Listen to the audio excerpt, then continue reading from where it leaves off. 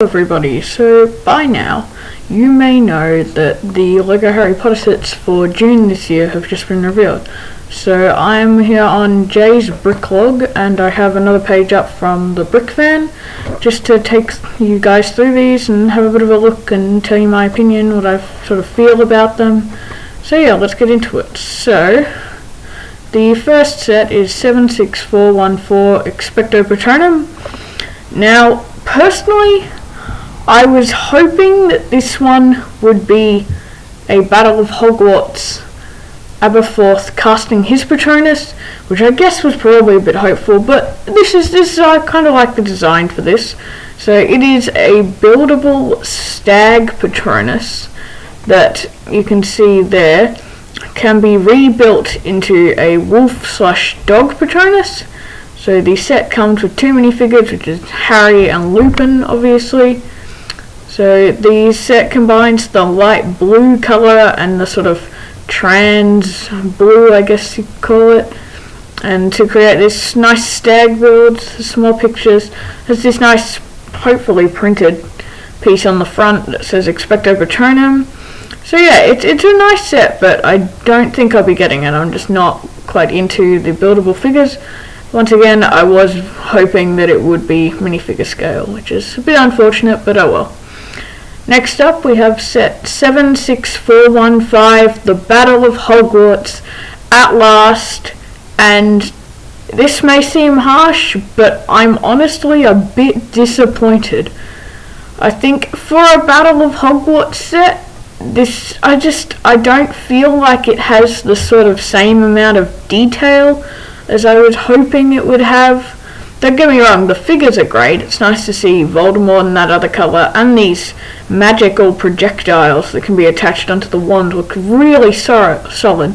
But I guess I was sort of hoping for a bit more sort of rubble and flames. I think the castle just looks a little bit too much like it's perfect, nothing's damaged. But obviously you can see we have the Snatcher minifigure right here. We have Neville, which honestly, we got him in the advent calendar last year. I think this is a little bit of a downgrade. Sure, he has that sort of Gryffindor, but I just think the one from the advent calendar was a lot more accurate. Although I do love Bellatrix with her Deathly Hallows outfit, Molly Weasley, everything else looks great. Just a little disappointed about the set. But the reason that this set is so perfect is because we actually got a very blurry photo of combining 7 of the new 2020 Hogwarts castles and creating what is essentially the micro-scale Hogwarts castle. So you can see that Hogwarts Battle of Hogwarts, turns into the bridge along the front here, it's pretty cool to see, but I think I probably would still prefer a sort of nicer, well not nicer, more run-down sort of version of Hogwarts. Maybe a couple of the guards even. But yeah, it is nice to see some more Deathly Hallows sets coming in. So yeah, I guess I was just sort of hoping for this wave as well in general to be focused a little more around the Deathly Hallows rather than just sort of random things like this Patronus. I think it was sort of unnecessary, but yeah. Okay, so next up we have set 76416, which is the Quidditch trunk. And this is pretty much the, what do you call it? The trunk we got a few years ago that had all the 4 students customizable. You can see for the first time we are getting all of the Hogwarts house Quidditch robes in the one set. They actually have this brand new piece around the neck to sort of imitate that sort of cloak. They've all got that cloak. Apparently seems to be some sort of game. We've obviously got the disc shooter here. If you have a look at that image, it appears that you must have somebody controlling maybe the keeper and then try and shoot it in. But yeah, once again, it's nice to have all of these pieces in the one set. Some nice printed pieces and the Quidditch uniforms, but it's just a little disappointing. I don't think I will be getting any of these sets from this wave. So the next set is 76423, the Hogwarts Express Hogsmeade Station. Now, not gonna lie, great set, good idea, happy to have it. However, this train does have 2 carriages. By the way, I'm not a supporter of the grey roofs, I think they should be black. It does have 2 carriages and it has the track, but for me, the staple of Hogsmeade Station is actually that red bridge that comes over the top of the station.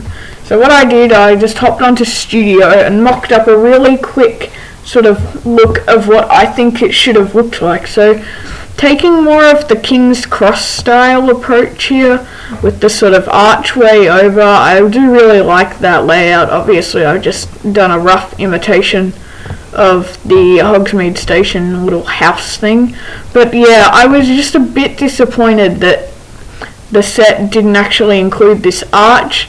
I know a lot of people were happy and excited to see that the Hogwarts Express actually had the 2 carriages for once, but I think for me I would have preferred the little arch going over the station as opposed to the extra carriage. Just, yeah. So a bit disappointing there. Obviously I already have the 2018 Hogwarts Express version, which I actually think is a bit of a better version, but obviously it's retired now, so it is good that they've put this out for any new collectors on the horizon. Anyway, that is all for this Jay's Bricklog post.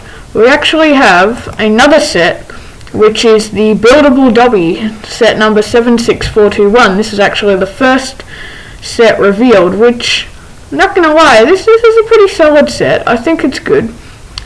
But once again, I'm just not really into the sort of buildable characters, but I think it does capture Dobby's essence extremely well, I think. They've done a very good job with this. It looks very good. Just once again, I just don't think I'll be buying it just because I'm not really into the buildable figures, and you know, with that Gringotts coming around, I don't know. Not sure many of these summer sets are really worth it. Alright, and the last sort of minifigure set is Weasley's Wizard Wheezers, which once again, a bit disappointed here, given that we had Diagon Alley just a few years ago, and I get they're sort of putting this out so that all of the new collectors can get these, but what they've done, Fred and George no longer are exclusive to Diagon Alley now, and I just, once again, I've already got Diagon Alley, so I just really don't feel the need to purchase these sets. Obviously it's nice to have some of these minifigures, and you got Lavender Brown and Ron in these sort of new outfits. You got there's Pygmy Puffs in here. I think there's a few more exclusive pieces than the Diagon Alley one. It's also got that small little owlery, which I think it's a little weak. If they were going to do it, I think they should have just done like a bigger building. But yeah, once again, I won't be buying that. It is a good set, but I've already got Diagon Alley, so I just really don't feel the need to buy it at all. And lastly here, over on BrickFan, if it'll load, we have the Brickheads for this wave. So there are three Brickheads pairs this wave. So we have the first one, Harry Potter and Cho Chang, set number 40616, retailing for $20. So this set includes Harry Potter and Cho Chang wearing their Quidditch robes. I think this looks really good, the printed pieces there. Do wish that they would have brought back Harry's nice little glasses piece that he had in the other Brickheads. I think that was probably necessary. It just looks a bit blocky and not as clean as the other one. But I think these look really good. Obviously they've got Cho Chang using that new skin colour in Brick for the first time, I think, which is really good to see. It just suits the character a lot more, I think, than the sort of light tan colour. So yeah, really happy with those. Next up we have set number 740617, which is Draco Malfoy and Cedric Diggory, retailing for $20. So, like Harry and Cho, this one has Draco and Cedric in their Quidditch robes. Like the other one, I think they've done a really good job here. Like Draco, like Cedric, it's kind of good to having a bit of a Quidditch revival this wave, so it's good to see that. It's good to see, and you got obviously all of the houses included, rather than just Slytherin and Gryffindor, which is sort of the main two houses of the Harry Potter series. And last of all, we have Kingsley Shacklebolt and Nymphadora Tonks. So, two Order of the Phoenix members coming together in the one Brickhead set. Here we've got Kingsley. Kingsley looks really nice in this. Originally we did think that he was going to be coming as a solo Brickhead, but obviously they've added Nymphadora on. Don't know if that's going to make people want to buy it. I certainly will be passing this, as well as probably all of the other Brickheads, unfortunately. But yeah, I think the Brickheads, they're nice. They're good. Nymphadora Tonks, you got that printing. Just, I don't know. I don't know about the Brickheads. They don't quite do it for me. But yeah, I think that is it for the Harry Potter June wave so far. Obviously, we still have that D2C Gringotts set rumoured to be coming out, so we'll be looking out for that. It's probably the only thing that will be getting my money this wave, just because I just think now they've done a lot of remakes this wave, which I do already have, so yeah, it's sort of disappointing, but I can understand the appeal for anyone else. And as well, we also have a rumoured microscale Hogwarts just as the other one retires, which is convenient given that the other one is still on shelves, but it is a lot cheaper. I think it's around $100. Anyway, thank you guys so much for watching. If you guys do enjoy these sort of longer videos opposed to the shorts, please do let me know in the comments below, and I will see you all in the next video. Goodbye!